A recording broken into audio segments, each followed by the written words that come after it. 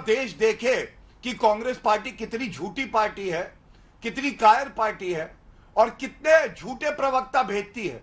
जिम्मेदारी से कहता हूं, मेरे हाथ में जो ऑर्डर है, कैमरामैन जूम करे इसे, सर्वोच्च न्यायालय का ऑर्डर लेके मैं बैठा हूं, सर्वोच्च न्यायालय का वरिष्ठ अधिवक्ता हूं, बड़े जिम्मेदारी से कहता हूं, सोनिया गांधी ऊपर लिखा है, ये देखिए, सोनिया गांधी दिल्ली हाईकोर्ट से जब राहत नहीं मिली तो सर्वोच्च न्यायालय गई।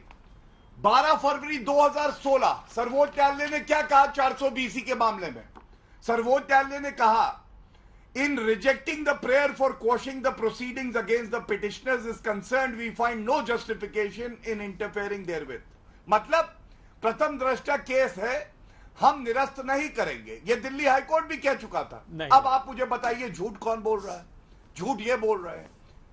अभी मेरी बात पूरी नहीं हुई है। नहीं मत करिए, अपनी बारी में बोलिएगा। दूसरी बात, आंकड़ों के साथ प्लीज चित्रा जी, ये तरीका ठीक नहीं है। मैं आपसे विनती करता हूं, देखिए अगर इस तरह से चर्चा बात को आप आगे बढ़ाइए, वो नहीं बोलेंगे। ये तरीका गौरव भाटिया जी वो नहीं बोलेंगे आपके बीच में, वो सिर्फ हाथ खड़े कर रहे थे जवाब देने के लिए। आप अपनी बात पूरी कर लेंगे तभी मैं उनके पास जाऊंगी, प्लीज।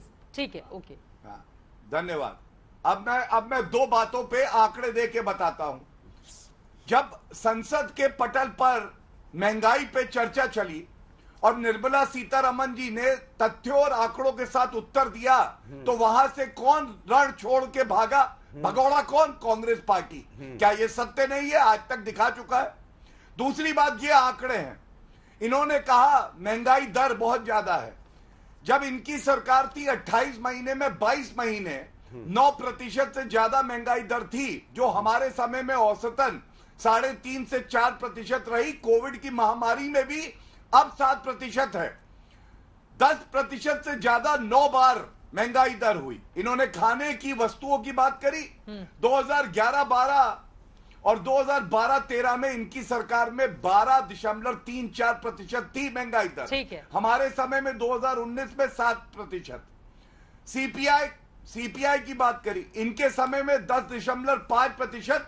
2012-13 में, हमारे समय में 2014-15 में 5.8%, 2015-16 में 4.9%। ठीक है। अच्छा, अब 2020-21 में 6.16%। एक मिनट रुक जाइए, एक और आंकड़ा देना है, जरूरी है।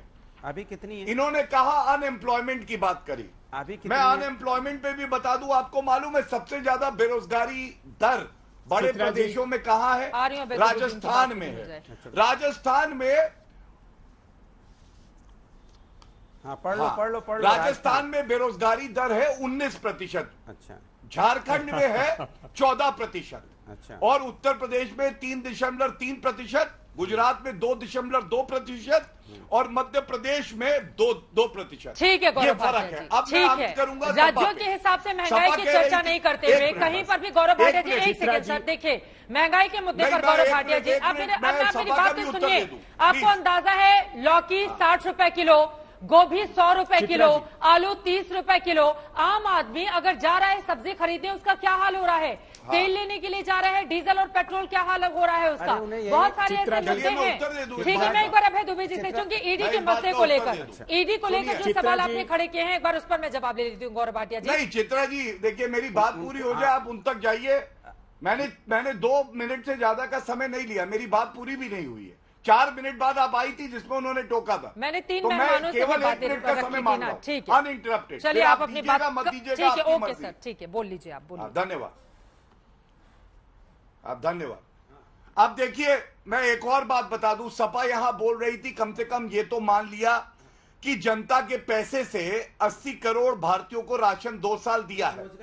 जनता का पैसा आता था, हमने दिया है, सपा भारतीय जनता पार्टी ने बांटा है। सरकार होती थी वो सफाई पार्लियामेंट के अंदर खड़े होकर बोल रहे हैं हमने फ्री में दे दिया, ऐसा फ्री में दे दिया। जनता के पैसे को आप, जनता से पैसा ले रहे हो, उनको आप अनाज दे रहे हो, खड़े होकर आप फ्री में बोलने की बात देखिए मेरे पास वक्त नहीं होगा इसके बाद। ठीक है, एक बार उसके बाद एक सेकंड, मुझे लग रहा है अभय दुबे जी के पास जाते हुए। अभय दुबे जी, ईडी अगर गांधी परिवार की जांच करिए, गौरव भाटिया जी देखिए प्लीज, गौरव भाटिया जी मेरे पास इसका वक्त नहीं होगा। आप लगातार गौरव भाटिया जी, गौरव भाटिया जी प्लीज देखिए, आप लगातार, ये तरीका तो ठीक नहीं है ना। तीनों लोग बोलेंगे, समझ में कैसे आएगा? और हर एक व्यक्ति अगर यहाँ पर एंकर को डिक्टेट करने के लिए बैठा रहेगा, वो सवाल कैसे पूछेगा? एक सेकंड अभय दुबे जी, मेरी बात सुनिए पहले। आप लोगों से सवाल पूछने की इजाजत होगी या फिर नहीं होगी?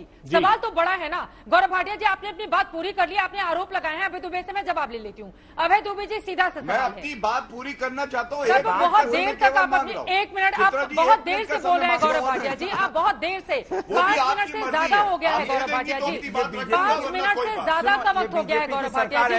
अपनी बात कह नहीं पाती, फिर कहते हैं अरे ठीक है सर, जनता की बात करोगे तो बात 2 सेकंड में पूरी हो जाएगी। हम सब्जेक्ट पर बहस कैसे करेंगे? अभय दुबे जी, किंतु परंतु पर नहीं जाते हुए मेरा सीधा सा सवाल है।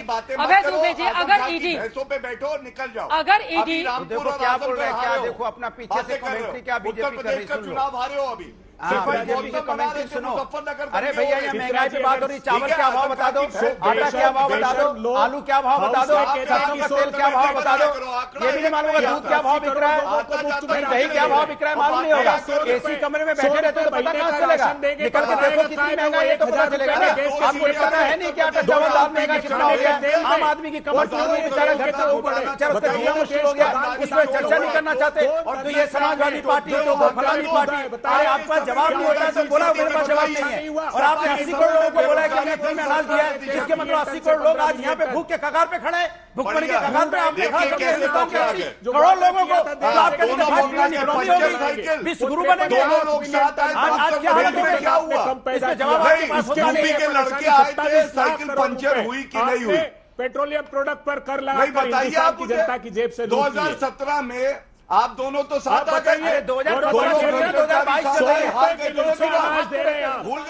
जब 3 लोग एक साथ बोलेंगे तो कौन क्या बोल रहा है ये समझ में कैसे आएगा? आप लोग इतने वरिष्ठ प्रवक्ता हैं अपनी अपनी पार्टी के, लेकिन यहां पर ऐसा लगता है कि सिर्फ आप अपने कहने आए हैं, किसी के सुनने नहीं आए हैं। आप सभी से गुजारिश है, पूरा देश देख रहा है और मुझे लगता है कि थोड़ी सी इज्जत करना आप लोग एंकर की भी सीखें अगर वो सवाल पूछ रहा है तो। मेरा सीधा से सवाल आपसे है अभय दुबे जी, आपके पास आते हुए, ईडी अगर गांधी परिवार की जांच कर दे तो फिर संस्थाएं खतरे में आ जाती हैं, उन पर सरकार का दबाव हो जाता है, इस तरह के आरोप लगाए जाएंगे। आपके समय में सीबीआई भी तो बहुत सारे मामलों की जांच कर रही थी, तो ईडी को भी करने दीजिए। कोर्ट में मामला जाएगा, अगर सच होगा तो सच सामने आएगा, अगर गलत है आरोप तो फिर वो बरी हो जाएंगे। लेकिन पहले इस तरह का माहौल बना देना कहां तक जायज है? ये मोदी सरकार को तकलीफ यह है कि मुखरता से राहुल गांधी जी ये मुद्दा उठा रहे हैं कि कैसे रोजगार के अवसर हिंदुस्तान के युवाओं के छीन लिए गए। कैसे आप 100 रुपए का अनाज देते हैं 1 महीने का, 200 रुपए किलो के तेल में बनाएगा, 1000 रुपए का सिलेंडर, 3.5 करोड़ उज्ज्वला बहनों ने परमानेंट अपने सिलेंडर घर पर रख दिए और चूल्हा जलाने के लिए फिर से बात कर दिया। बताइए ना, तेल और दाल के खेल में कौन 2 बड़े व्यापारी कूदे? कैसे 23 मिलियन टन अगर हमारे यहां प्रोडक्शन होता है जो पर्याप्त है, तो 200 रुपए की दाल कैसे हो गई? प्रधानमंत्री जी, ये जवाब तो देश को देना होगा। 200 रुपए पार खाने का तेल कैसे हो गया? ऑयल सीड्स का प्रोडक्शन जब अच्छा हुआ के भीतर एक हिस्से को सील कर दिया गया, उसके बाद अचानक से आप लोगों की आक्रामकता बढ़ गई है। गौरव भाटिया जी, 2 लाइन में क्लोजिंग रिमार्क आप प्लीज। चित्रा जी 1 मिनट चाहिए मुझे। चित्रा जी बोलिए। चित्रा जी, एक झूठ और बता दूं दर्शकों को कि क्रेमेटोरियम पर कोई जीएसटी नहीं है, और ये स्टेटमेंट है वित्त मंत्री का। उन्होंने बिल्कुल स्पष्ट कहा, there is no GST on crematorium, burial, mortuary और फ्यूनरल सर्विसेज। 2 झूठ पकड़े गए हैं आज तक पे। बताइए कैसा प्रवक्ता कांग्रेस पार्टी भेजती है?